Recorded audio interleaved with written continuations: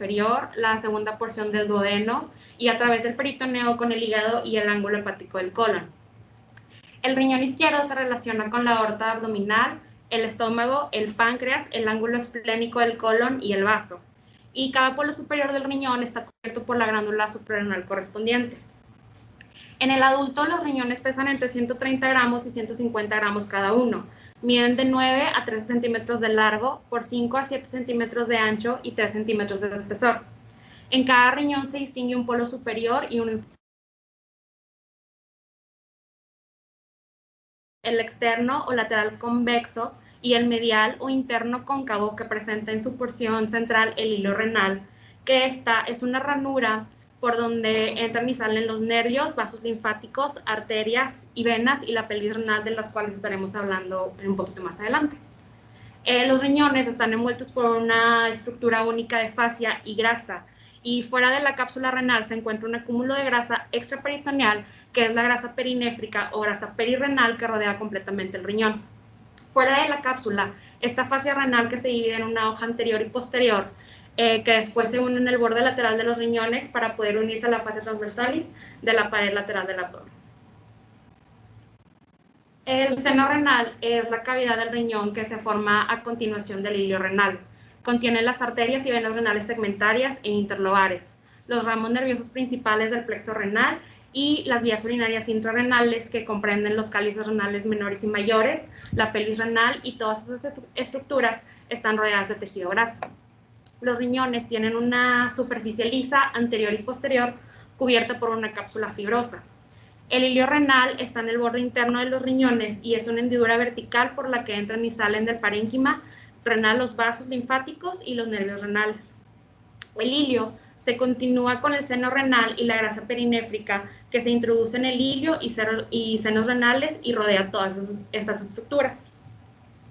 La corteza renal es la zona del parénquima situada inmediatamente por debajo de la cápsula fibrosa y tiene un aspecto liso, rojizo y un espesor aproximadamente de 1 centímetro. Esta se prolonga entre las pirámides formando las columnas de Bertin. En la corteza y las columnas se disponen los corpúsculos renales y los túbulos contorneados de las nefronas y los pequeños vasos sanguíneos, que también vamos a hablar de estos más adelante. Ay, sí, perdón. La médula renal es de color marrón. Okay. La médula renal es de color marrón y de textura estriada. Consta entre cada persona de 8 a 18 estructuras en forma de cono, llamadas pirámides renales, o también conocidas como de Malpighi, cuyos vértices están dirigidos hacia el seno renal, y estas se van a denominar papilas. Muy bien. A nivel de L1 o L2, dentro de cada riñón, la arteria renal tiene diferentes divisiones, dando ramas de calibre cada vez menor. Y estas, bueno, de la arteria renal se origina a nivel del seno renal las arterias segmentarias. Estas, a nivel de las columnas renales, se ramifican en arterias interlobares. Y de estas se forman las arterias archiformes o arcuatas que rodean las pirámides renales entre la corteza y la médula. A su vez, a nivel de la corteza renal, las archiformes o arcuatas se ramifican en las arterias interlobulillares, que estas van a emitir las arteriolas aferentes, y estas los capilares que están en íntimo contacto con la cápsula de Bowman de las nefronas. El retorno venoso de los riñones se produce a través de las venas renales, derecha e izquierda, que drenan en la vena cava inferior. La vena renal izquierda es más larga que la derecha debido a que cruza la línea media, como lo podemos ver aquí. En su trayecto recibe el drenaje de la vena gonadal izquierda y pasa posterior a la vena mesentérica superior y anterior a la aorta abdominal. La inervación de ambos riñones corre a cargo de los nervios renales que se originan del plexo celíaco, una estructura nerviosa del sistema nervioso autónomo simpático situado sobre la aorta abdominal, a ambos lados del tronco celíaco, justo por debajo del diafragma. Y el drenaje linfático, bueno, drenan los ganglios aórticos, laterales izquierdos y derechos de los nódulos cabales. Muy bien. La pelvis renal de cada riñón se va a continuar con el uréter correspondiente, y estos son dos conductos musculares de entre 4 y 7 milímetros de diámetro. Estos están retroperitoneales, que van a terminar en la base de la vejiga. Estos dibujan un trayecto de entre 25 a 30 centímetros, dependiendo de cada persona, que van a tener una porción abdominal y una porción pélvica. Los uréteres descienden en situación retroperitoneal en la cara interna del músculo psoas mayor. En el reborde de la pelvis, los uréteres cruzan el final de la arteria ilíaca primitiva o el principio de la arteria ilíaca externa, y entran a la cavidad pélvica y siguen hasta la vejiga. Los uréteres en su descenso se pueden describir 3 estrechamientos. El primero es a la unión ureteropiélica, donde el uréter cruza los vasos ilíacos primitivos al entrar a la cavidad pélvica y cuando los uréteres penetran la pared de la vejiga. Bueno, la vejiga es el elemento anterior de las vísceras pélvicas. Tiene una forma de pirámide triangular inclinada y posee un vértice hacia adelante y una base posterior y una superficie o cúpula y 2 superficies inferolaterales. La base de la vejiga tiene una forma de triángulo invertido y los 2 uréteres entran en la vejiga, cada uno de los vértices superiores, de la base, y la uretra drena en sentido inferior desde el vértice inferior de la base. Y la zona triangular que podemos ver aquí en este esquemita, lisa, que queda entre las aberturas de los uréteres y de la uretra en la cara interna de la vejiga, se denomina trígono vesical.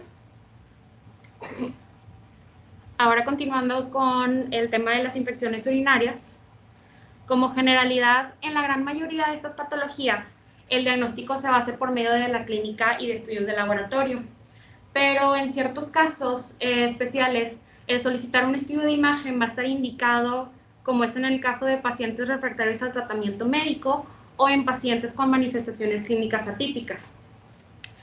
Nuestro papel como radiólogos será orientar al clínico demostrando la naturaleza y extensión de la enfermedad, así como reportarle complicaciones de su padecimiento para planear el abordaje del paciente o su tratamiento. Bueno, empezando por la pielonefritis aguda. La pielonefritis aguda corresponde a la infección del parénquima renal. Por lo general, el diagnóstico se hace por medio del cuadro clínico y estudios de laboratorio en los cuales el paciente puede presentar fiebre, escalofríos, dolor en flancos, disuria, urgencia urinaria o aumento de la frecuencia urinaria. En sus estudios de laboratorio podemos encontrar leucocitosis, bacteriuria, un urocultivo positivo, PCR aumentada y un hemocultivo positivo. En la pielonefritis aguda, el diagnóstico por imagen tiene el rol de asistir en el caso que el paciente no responde al tratamiento médico dentro de las primeras 72 horas. Cuando se sospecha de anormalidades estructurales no conocidas previamente, en pacientes inmunosuprimidos o con mayor riesgo de alguna complicación, en dirigir el plan terapéutico en infecciones severas o cuando se busca evaluar complicaciones o la extensión del daño de una vez resuelta la infección. Muy bien. Si nos basamos en las guías de idoneidad de la ACR en los casos de la pielonefritis aguda, cuando tenemos el caso de un paciente que se le sospecha pielonefritis aguda y no es un paciente de alto riesgo, no tiene comorbilidades, no tiene antecedente de litiasis o de obstrucción, o que haya fallado el tratamiento, no está indicado realizarles un estudio de imagen como ya habíamos mencionado antes. El diagnóstico se realiza por cuadro clínico y por estudios de laboratorio. Pero en el caso de sospecha de una pielonefritis aguda en un paciente complicado, es decir, que tenemos un paciente diabético, tiene algún tipo de inmunosupresión, antecedente de litiasis, cirugías renales previas o que hayan tenido falla al tratamiento, los estudios de imagen ya están indicados, siendo la tomografía de abdomen contrastada y simple, como lo podemos ver aquí, el estudio indicado para el abordaje de la pielonefritis aguda, como podemos ver aquí en las tablas de la ACR.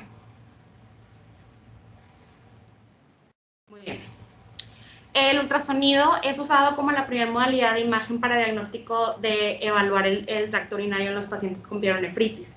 Aunque la mayoría de los pacientes con sospecha clínica de pielonefritis tienen un ultrasonido normal.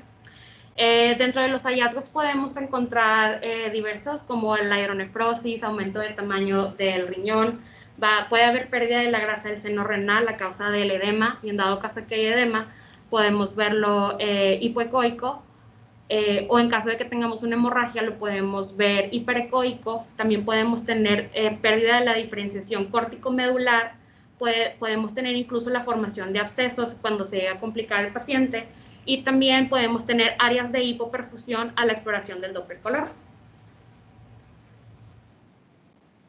La tomografía de abdomen simple también nos puede ser útil para poder identificar gas, litos, hemorragias, aumento del tamaño del parénquima o datos de obstrucción.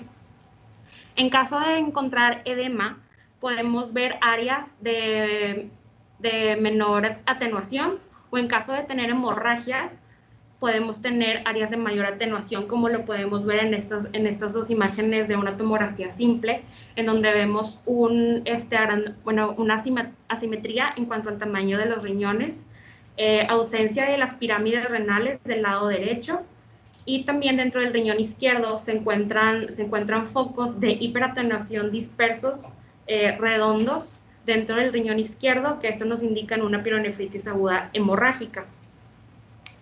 Bueno, un signo que encontramos frecuentemente en la pielonefritis aguda es el nefrograma estriado. Después de la administración de contraste, la pielonefritis aguda se manifiesta como una o más áreas en forma de cuña o zonas de menor realce que se extiende desde la papila hasta la corteza renal.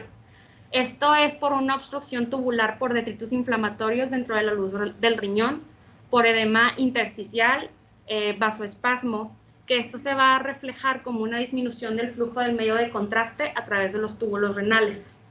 Y vamos a ver bandas alternas de hipo e hiperatenuación que corresponden al realce entre el parénquima afectado y el parénquima sano mal definidas entre sí. Como podemos ver en esta tomografía de abdomen contrastada, el signo del nefrograma en el borde posterior del parénquima renal, y también en esta otra está contrastada, vemos una disminución del realce en la misma área, donde podemos diferenciar la zona de transición entre el riñón normal y el riñón afectado. Muy bien. La tomografía contrastada también es la mejor modalidad para evaluar los signos secundarios de la enfermedad inflamatoria renal y sus complicaciones, como el aumento del tamaño focal o global del riñón, el borramiento de la grasa perirenal y el engrosamiento de la fascia de Gerota, e incluso la formación de abscesos. Este es un estudio que saqué de aquí de nuestro centro, en donde se observa el riñón izquierdo aumentado de tamaño con centímetros en su eje longitudinal, con nefrograma tardío y presencia de aire en el polo superior, que eran datos compatibles con una pielonefritis aguda y una pielitis enfisematosa, de la cual estaremos hablando más adelante. Ok, ahora continuando con el absceso renal. El absceso renal es una colección dentro del parénquima o perinéfrica purulenta o necrótica, que esta se deriva de una pielonefritis no resuelta. Los pacientes diabéticos o con algún tipo de inmunosupresión son los que tienen mayor riesgo de formar un absceso renal, y también aquellos que no fueron tratados adecuadamente y a tiempo.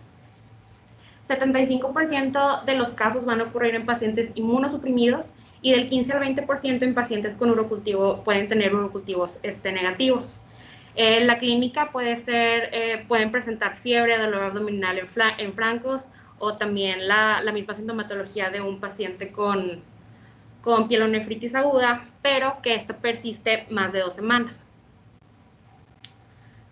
Por ultrasonido podemos encontrar masas hipoecoicas con ausencia de flujo a la exploración del Doppler color, y algunas veces en estas masas hipoecoicas o anecoicas podemos encontrar detritus móviles en su interior, puede tener focos ecogénicos, y también todos los hallazgos previamente mencionados cuando encontramos pielonefritis por ultrasonido. En la imagen de aquí podemos encontrar un foco hipoecoico en el polo superior del riñón derecho, que corresponde a un absceso, y en la imagen inferior también estamos viendo un absceso renal, pero es un absceso que tiene más tiempo de evolución, en donde la colección está más definida y en la cual ya se formó una pseudocápsula hiperecogénica que corresponde al absceso renal. Por medio de la tomografía de abdomen contrastada podemos encontrar colecciones geográficas o redondeadas de baja atenuación con un realce en la periferia. La imagen de aquí de la izquierda es una imagen de nuestro centro en donde vemos ambos riñones aumentados de tamaño, heterogéneos, a expensas de nefrograma retardado con múltiples abscesos en el parénquima en relación a una pielonefritis aguda complicada. Esta otra imagen es una tomografía contrastada de una mujer de 46 años, diabética, que presentaba fiebre y dolor en flanco izquierdo, en donde se observa una colección que no realza el medio de contraste, pero sí podemos notar cómo su cápsula está engrosada, es irregular y es más hiperdensa que el centro. Continuando con la pielonefritis crónica. La pielonefritis crónica es una condición secundaria a múltiples infecciones recurrentes. Tenemos varios hallazgos por tomografía. Encontramos cicatrices renales, atrofia, disminución del tamaño de la corteza renal. También podemos tener hipertrofia residual del tejido normal, que puede parecer también como una masa. Expansión de los cálices renales secundarios a la retracción de la papila y a todas las cicatrices. Podemos tener engrosamiento y dilatación del sistema calicial y también una asimetría renal. Este también es un estudio de nuestro centro, en donde se observa un riñón derecho que presenta cambios sugestivos de pielonefritis crónica, caracterizados por la pérdida del parénquima focal, y ambos riñones, en su sistema colector presentan material hiperdenso que puede ser contraste que habían empleado en intervenciones previas. Continuando con la pielonefritis enfisematosa, esta condición es una infección necrotizante de los riñones que se caracteriza por la formación de gas en los riñones y su alrededor. Aproximadamente 90% de los pacientes van a ser diabéticos mal controlados y los agentes causales más comunes de esta condición son la E. coli, la Klebsiella y el Proteus. En la radiografía de abdomen podemos observar gas moteado en la fosa renal o colecciones de gas en forma de media luna dentro de la fascia de Gerota.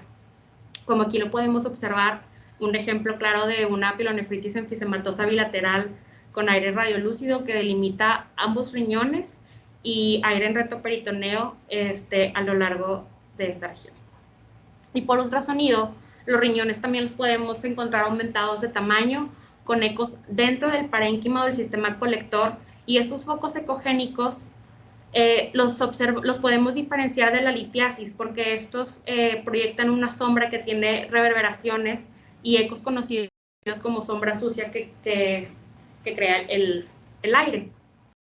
Aquí en la parte del ultrasonido siempre hay que tener cuidado porque hay que tener cuidado con dos cosas. Uno, de no confundir el colon, que muchas veces está muy pegadito y que hay gas. Y otra es no pensar que es colon cuando en realidad sí es gas en el parénquima. Entonces, cuando vean ese tipo de artefactos de reverberación o sombra sucia posterior, hay que mover al paciente, abordar el riñón de varios ángulos.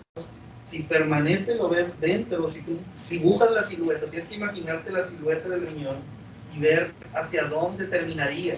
Si dentro de esa silueta están esas imágenes, entonces lo más probable es que sí sean burbujas de gas que están dentro del parénquima. Si lo puedes tú diferenciar haciéndolo hacia los lados y ves que el colon se va a mover, nunca se va a ver dentro de la silueta cuando es colon, ¿sí? A veces puede haber muchísimo gas que no te deja ver nada. Ahí sí, si te queda duda, pues entonces lo indicado es hacer una tomografía, ¿sí? Para poder ver si es realmente gas en el parénquima o no, pero sí hay que tener mucho cuidado con eso. Uno, de no confundirlo con el gas del colon, y dos, no confundirlo cuando sí es el gas del colon y darlo como una pielo enfisematosa, ¿sí? Lo más común que suceda es que no lo vean o que digan, ¿sabes qué? Nada más es como que gas en el colon, y cuando en realidad era aire en el parénquima renal, y que lo van a ver así como lo están viendo ahí. Esas mismas imágenes pueden verse hacia el poro superior, hacia el tercio medio, interpolar o poro inferior, pero es una de las cosas que nos puede hacer equivocarnos si no lo prestamos. ¿Okay? Y no confundirlos con litos. Los litos es una sombra sucia, digo, es una sombra acústica posterior bien delimitada, ¿verdad? No como en esta ocasión. Y además normalmente son múltiples burbujas, así como aquí en este lo que estamos viendo, son múltiples. Toda la zona, esa se debe de mover. Si yo muevo al paciente, las burbujas de gas pueden moverse también de posición, que es otra. Un líquido nunca se movería de posición, está en el mismo sitio. ¿Sí? Las burbujas sí, porque puede estar tomando parte en acceso, puede estar cambiando. ¿Sí? Gracias. Existen dos clasificaciones bueno, aquí vamos a hablar de dos clasificaciones para describir la pielonefritis enfisematosa, y la primera que la divide en tipo 1 y tipo 2. En la tipo 1 vamos a encontrar una destrucción del parénquima renal en más de un tercio del parénquima. Vamos a encontrar gas moteado o lineal, ausencia de colecciones intra o extrarrenales, y esta va a tener una mortalidad del 69%. Y en el tipo 2 vamos a tener una destrucción menos de un tercio del parénquima renal, colecciones intra o extrarrenales asociadas a gas loculado o en sistema pielocalicial o el uréter, y esta va a tener una mortalidad del 20%.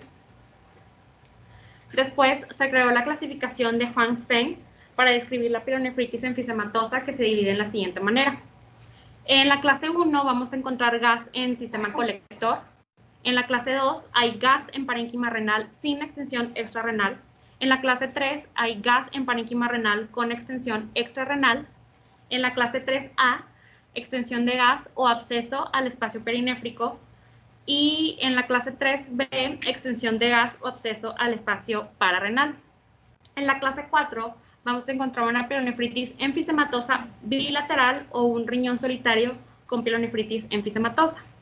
Esta imagen de aquí es un estudio de nuestro centro en donde el riñón izquierdo se encuentra aumentado de tamaño asociado a una compresión del seno renal y borramiento de los planos grasos adyacentes, con engrosamiento de la fascia de Gerota, con presencia de gas en el sistema colector y uretero, que son hallazgos de una pielonefritis enfisematosa que, de acuerdo a la clasificación de Huang Zheng, corresponde a un tipo 1. Y también tenemos una ausencia quirúrgica del riñón derecho. Aquí hay que acordarse que normalmente nosotros pueden leer este tema como pielitis enfisematosa también, pero cuando estamos hablando de la clasificación de Juan, debemos decir pielonefritis enfisematosa clase 1, aunque sabemos que nada más existe gas a nivel del sistema colector, no en el parénquima. ¿Sí? Pero eso ya es algo bien estipulado, los urólogos de nuestro hospital lo entienden perfectamente, que una piel enfisematosa clase 1 de Juan es solamente el nivel del sistema colector. ¿Okay? En la parte del 4 hay una excepción. Ahí yo no voy a decir que es pielo enfisematosa clase 4 si tengo pielitis enfisematosa bilateral. Tiene que ser en el parénquima, tiene que ser clase, o sea, del 2 hacia el 3B, ahí sí. Tengo los dos lados, así sería 4. ¿Okay? Pero no nada más, no porque solamente tenga, por ejemplo, puedo tener en un lado 2B y del lado izquierdo tengo solamente en el sistema colector, no le voy a poner 4. ¿Sí? Le voy a poner la que corresponde al riñón derecho. Si en los dos tengo dentro del parénquima, ahí sí es 4. ¿Sí? ¿Por qué? Porque significa que si yo ya tengo en el parénquima y hay destrucción del parénquima, ese paciente pues obviamente tiene ese otro, ¿no? En el otro pudo haber sido porque hay gas que fue subiendo por el uréter simplemente, o que pasó de la vejiga, porque a veces también estos pacientes hay que revisar la vejiga, que no tengan una cistitis enfisematosa. Entonces estos pacientes, 95% de los que van a ver con piel enfisematosa son pacientes diabéticos. Entonces tienen infecciones de repetición, puede estar al mismo tiempo con una cistitis enfisematosa, con una pielonefritis enfisematosa. Entonces, cuando tengamos bilateral para hacer clase 4 tiene que ser a nivel del parénquima. Y de un lado es solamente en el sistema colector no le pongo 4, nada más pongo la que es de mayor grado en el lado que está. ¿Okay? Gracias. Continuando con la pielitis enfisematosa, corresponde a gas localizado en el sistema colector asociado a diabetes o a una obstrucción urinaria. En la radiografía de abdomen podemos encontrar dilatados. En la tomografía los hallazgos van a ser un sistema colector dilatado con burbujas de aire o niveles aire líquido en sistema calicial o en el seno renal y ausencia de gas dentro del parénquima. Es un estudio de nuestro centro donde se identifica un catéter WJ en riñón izquierdo y este va a estar aumentado de tamaño con el programa tardío, así como presencia de aire en la pelvis renal del polo superior, que estos serán datos compatibles con una pielonefritis aguda y una pielitis enfisematosa.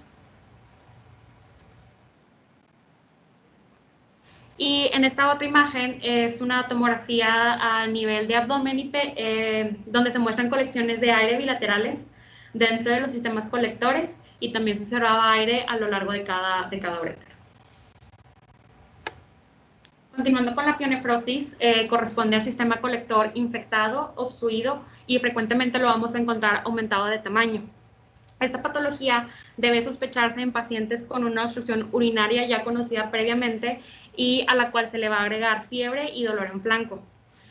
Por ultrasonido se puede identificar dilatación del sistema pielocalicial, detritus ecogénicos dentro del sistema colector y sombra sucia o focos ecogénicos en sistema colector que corresponde a la presencia de aire. Los detritus ecogénicos y la ausencia de un sistema colector completamente anecoico son los signos más confiables de que se presenta una pionefrosis. En esta imagen de ultrasonido es una imagen de aquí de nuestro centro, en donde se encontró un riñón izquierdo, con medidas de 9.4 por 5 por 5 centímetros, con una ecogenicidad heterogénea, con áreas hipoecoicas y zonas ecogénicas que proyectan sombra sucia, que eran datos compatibles con una pionefrosis, sin evidencia de litiasis. Y los hallazgos por tomografía en la pionefrosis son el engrosamiento de la pared de la pelvis renal más de 2 milímetros, cambios inflamatorios parenquimatosos o perinéfricos y una obstrucción del sistema colector. Vamos a tener una atenuación mayor de la habitual del líquido del sistema colector. Podemos tener también el material del contraste por encima o delimitando el fluido purulento en los estudios en los cuales se les agrega una fase de eliminación. Y en esta tomografía vamos a encontrar es una tomografía en una fase simple que muestra una dilatación severa del sistema colector del riñón del lado derecho y la atenuación del fluido en el está asociado a cambios inflamatorios perinéfricos. Ahora vamos a hablar de la pielonefritis granulomatosa. Este es un proceso granulomatoso destructivo crónico que se cree que resulta de una respuesta inmune incompleta a una infección bacteriana subaguda. Los síntomas en estos pacientes no suelen ser muy específicos, pueden presentar malestar general, febrícula, y en los casos de que los pacientes presenten hematuria y dolor en flancos, nos puede orientar un poco por la clínica. Esta es es inducido por infecciones bacterianas del tracto urinario recurrentes, en donde el parénquima renal es reemplazado por macrófagos cargados de lípidos. En las radiografías de abdomen podemos encontrar un cálculo coraliforme en la mayoría de los casos, agrandamiento del contorno renal, y en la enfermedad avanzada podemos también encontrar un oscurecimiento del margen del psoas ipsilateral. Y también en dado caso que se realice una urografía excretora, se va a observar una disminución prolongada de la función renal del riñón afectado. La tomografía es el pilar diagnóstico por imagen para el estudio de la pielonefritis granulomatosa por dos razones.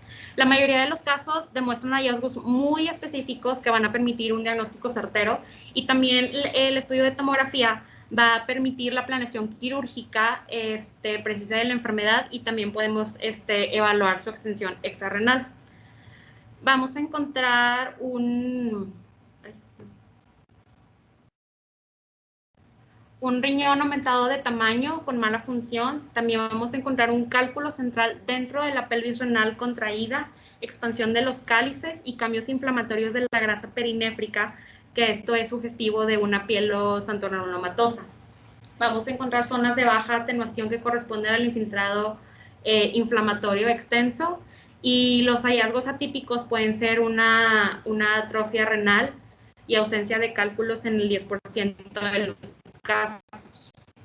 Este estudio es también un estudio de aquí de nuestro centro, donde encontramos un aumento de tamaño con adelgazamiento de la corteza y en su interior se observan múltiples imágenes redondeadas y podensas con un lito de 3 milímetros a nivel del grupo calicial medio asociado a borramiento de la grasa perirenal y pararrenal con engrosamiento de la fascia de Gerota asociado a hidronefrosis, hidroureter con un lito obstructivo de 0.9 centímetros, que todos estos datos son compatibles con una pielonefritis xanthogranulomatosa.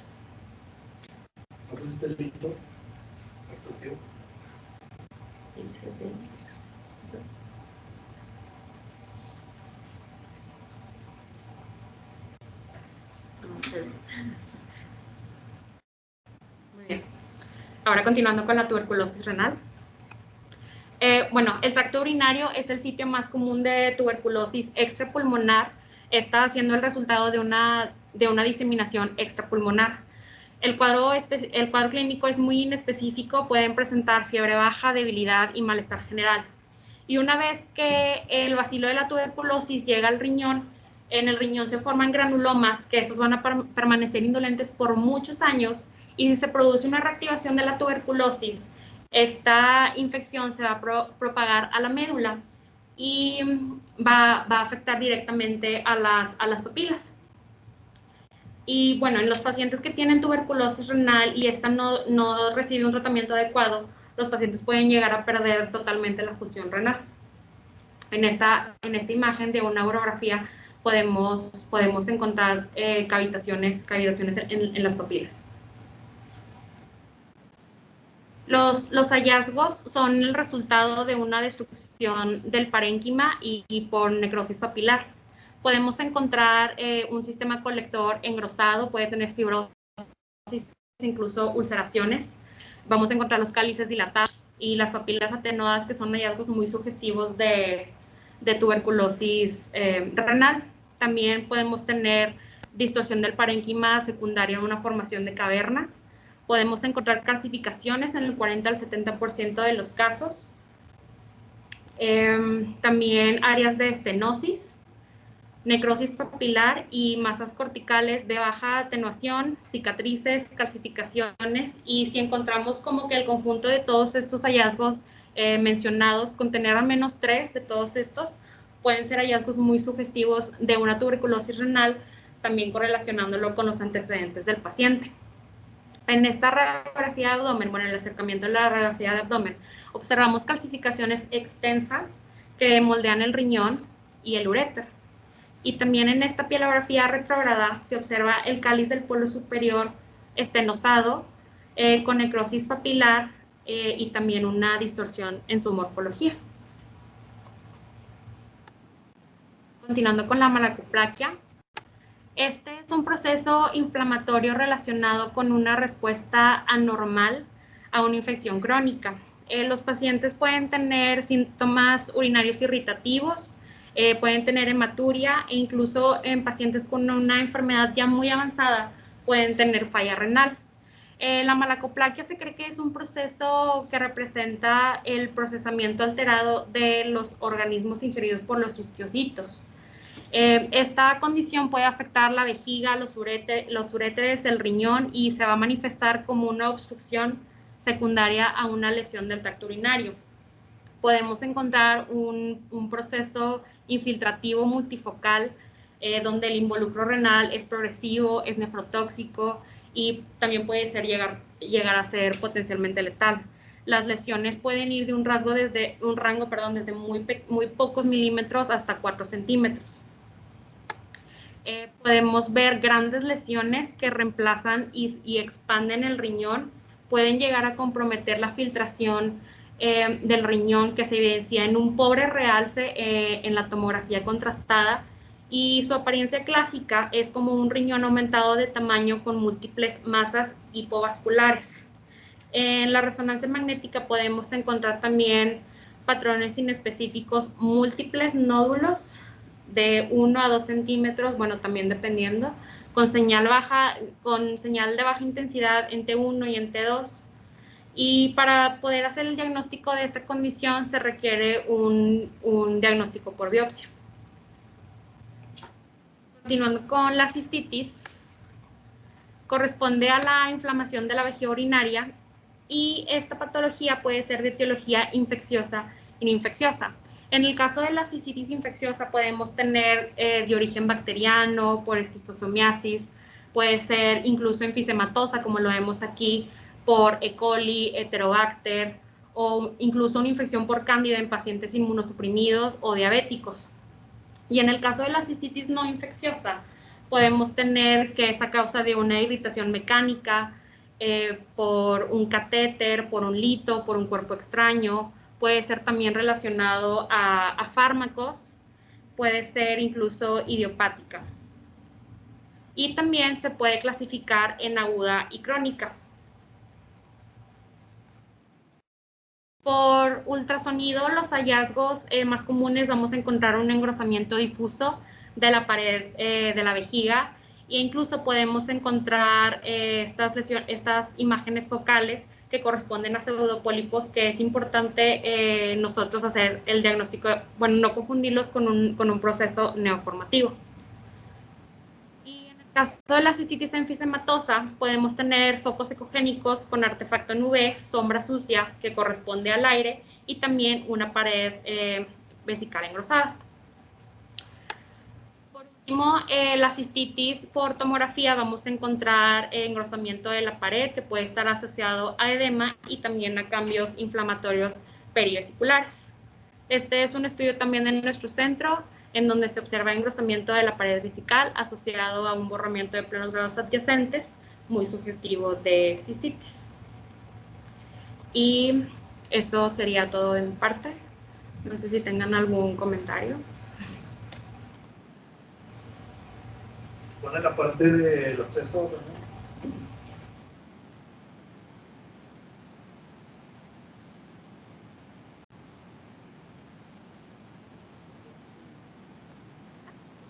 Ahí a veces es difícil, porque acuérdense que, digo, en algunas ocasiones el paciente, además de la pielonefritis, lo que tenga, puede tener quistes renales simples.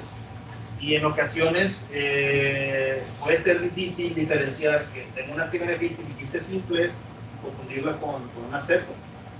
A veces es muy difícil, a veces es casi imposible saber si es realidad un absceso que se formó o era un quiste que está ahí a un lado, justo en el lugar donde se ve mayor alteración de la perfusión por la pielonefritis. Pero cuando tenemos por ejemplo, ese halo hipodenso que se ve en la imagen del lado derecho de la pantalla, ese halo hipodenso también es muy característico de los abscesos. Entonces, cuando sí vemos eso, es muy específico de un absceso, ahí estamos seguros. Hay veces que no lo vamos a poder ver, que parece que es una estructura de pared delgada, que puede ser un quiste. Entonces, ahí pues, realmente lo que tenemos que decir es que tiene una pielonefritis, que se observa una imagen que es sugestiva de un absceso y hacer un control a corto plazo. Muchas veces, obviamente cuando ya es muy grande como este paciente, en esto se opta por, muchas veces por internarlo, ¿no? Pero cuando son pequeños, pues realmente el tratamiento va a ser el mismo y se va a hacer un control una semana, 2 semanas después, dependiendo de la clínica del paciente. Pero a veces sí puede llegar a ser difícil diferenciar esa parte de cuando hay quistes y que el paciente tiene una pielonefritis. A veces eso es difícil, nada más para que lo tengan en cuenta también y para que no, también para que lo piensen desde el otro punto de vista, ¿no? De que no a fuerza es un absceso.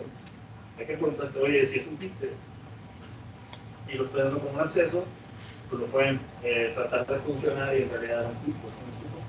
También hay que tener, sobre todo por esa parte, cuidado. Ponte lo de la piel ojantoreumatosa. A veces también en los abscesos, en los abscesos a veces también son como microabscesos y los van a ver van a ver la zona de piel de pico, múltiples imágenes hipodensas que parecen como pececitos, pero esa sí es muy característico, que parece como un collarcito de perlas o algo así alrededor del riñón. Eso sí son microabscesos renales, muy comúnmente lo vemos. Y además también cuando lo voy a sospechar, si el paciente además tiene el peor enemigo de los riñones, yo pienso, desde el punto de vista infeccioso, porque se complican con abscesos, se complican con pielojantro, se complican con piel enfisемatosa, con muchos tipos de complicaciones renales por la diabetes. Entonces siempre ese es cuando estamos valorando riñones, un antecedente clínico muy importante. Tiene diabetes, tenemos que empezar a pensar lo peor de las complicaciones de las infecciones urinarias. La pielojantro granulomatosa, como están viendo ahí, básicamente todo el riñón se sustituye por ese material amarillento, que son todos esos estiocitos que están y que finalmente ese riñón, como ha tenido tanto tiempo sin infección, ya prácticamente no es funcional y solamente es un poco infeccioso, que puede el paciente terminar con una sepsis. Y entonces estos pacientes, normalmente el tratamiento es una nefrectomía. Pero hay cosas bien importantes, como por ejemplo en este caso, vean cómo el colon está ahí muy cerquita del proceso inflamatorio, el colon descendente anterior, y muchas veces el proceso es tan grande, tan grave, que incluso puede causar una colitis y obstrucción. Estos casos aquí en el hospital, en donde el paciente llega con el cuadro y se le hace un control una semana después y ahora está obstruido. De obstrucción porque es tanto el proceso inflamatorio y está tan grande y aumentó el tamaño del riñón que aunado al tamaño el colon y puede causar incluso obstrucción secundaria a esto. Entonces, ¿por qué les digo esto? Porque luego, ¿qué sucede? Hay una obstrucción y ¿qué voy a pensar? Tiene un cáncer o tiene un tumor, o sea, empiezas a pensar cosas que no son cuando en realidad. Acuérdense que siempre tengo un hallazgo. La explicación más sencilla para un fenómeno siempre es lo más probable. ¿Sí? Siempre es lo más probable. ¿Por qué? Porque imagínense, no, sí, puede ser que haya tenido un cáncer, que no estábamos viendo y que justo cuando llegó aquí empezó con la obstrucción, entonces déjame ver. Entonces, siempre la explicación más sencilla para cualquier cosa que estés viendo es la explicación más probable. Se llama la navaja de Ockham, lo pueden revisar. Entonces, siempre ver complicaciones de este tipo de infecciones. Buscar siempre hacia atrás, hacia el cuadrado lumbar, hacia los tejidos blandos, porque las venas que se encuentran en la fascia higerota, que drenan hacia esa zona de las venas lumbares, hacen que por vía hematógena se vayan los patógenos y hagan focos de abscesos en el psoas, focos de abscesos en el cuadrado lumbar. Que tenga una pielonefritis en un paciente diabético, busquen atrás, porque puede haber un pequeñito absceso en el psoas que no se han dado cuenta, y al rato el paciente lo dan de alta y llega con un absceso en todo el psoas porque no lo vimos en el momento inicial cuando era muy pequeño todavía. Porque siempre cuadro lumbar, los tejidos blandos, etc. Porque pueden complicarse con eso, y lo hemos visto, incluso hemos visto abscesos que se extienden todo el psoas hasta el muslo, unos abscesos impresionantes, como les digo, complicaciones en pacientes diabéticos de infecciones urinarias todos los días. Yo creo que es de lo que más vemos en cuanto a infecciones. ¿Qué otra cosa? No sé si alguien más tenga algún comentario.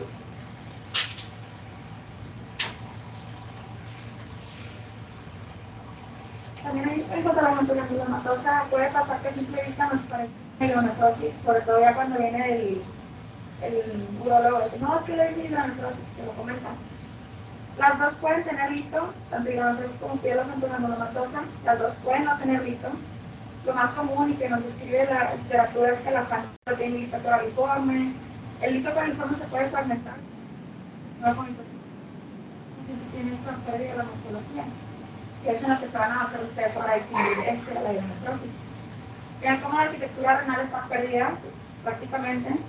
Y en cuanto a la hidronefrosis, pues esta adopta el mismo sistema pielonefriforme, el sistema pielofalicial, solamente que muy dilatado. Ya hasta el grado 5 es cuando se ve perdida la morfología. ver que no siempre van a encontrar el litio en la...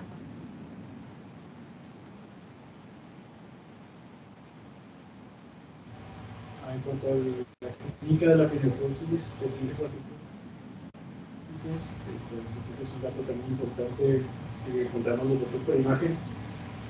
Y el paciente no tiene clínica, también puede ser un diagnóstico. Y en cuanto a los procesos renales, es muy importante para los urólogos, obviamente, saber también el tamaño, la medida que ellos utilizan para saber si se funciona o se tiene que hacer una cirugía abierta va a ser de 4 centímetros. Prácticamente, entonces, nosotros la importancia que les tenemos que dar cuando nos piden eso va a determinar mucho el tratamiento que se le va a dar a este paciente. Inclusive, si ya está todo el riñón oxidado, no está respondiendo al medicamento, en algunas ocasiones incluso determina si se va a hacer una hipertenía. Entonces también es una importancia de nosotros decirles cuánto mide, dónde se extiende, si está o no rebasando la cápsula de plata.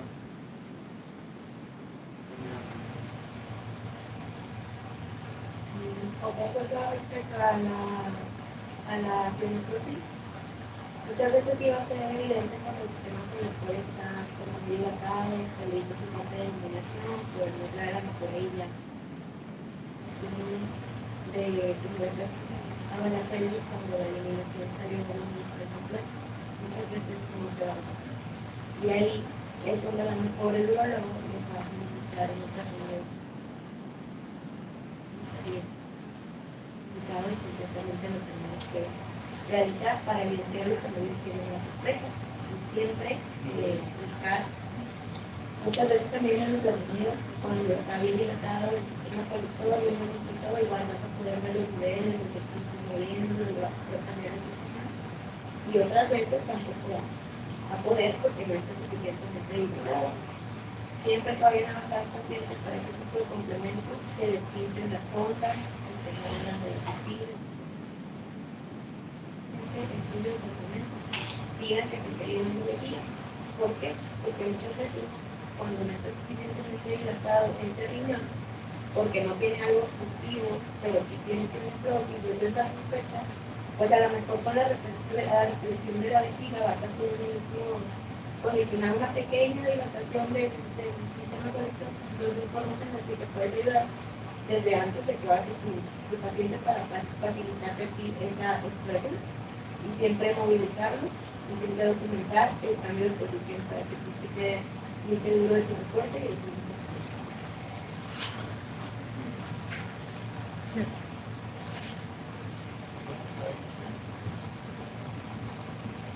Nada más en el paciente que pusiste de la pielonefritis enfisematosa, que era monorreno, con una nefrectomía.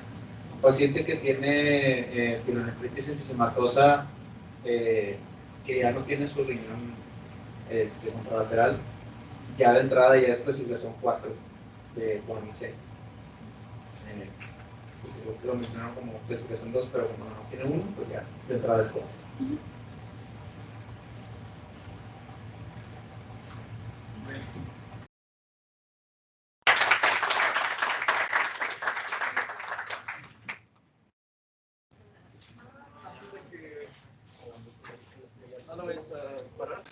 Ok, gracias. Me encanta. Ay, me echa la risa ahorita. Ay, le tocas y se desconecta. Ay, Finalizar para que ya se cierre todo.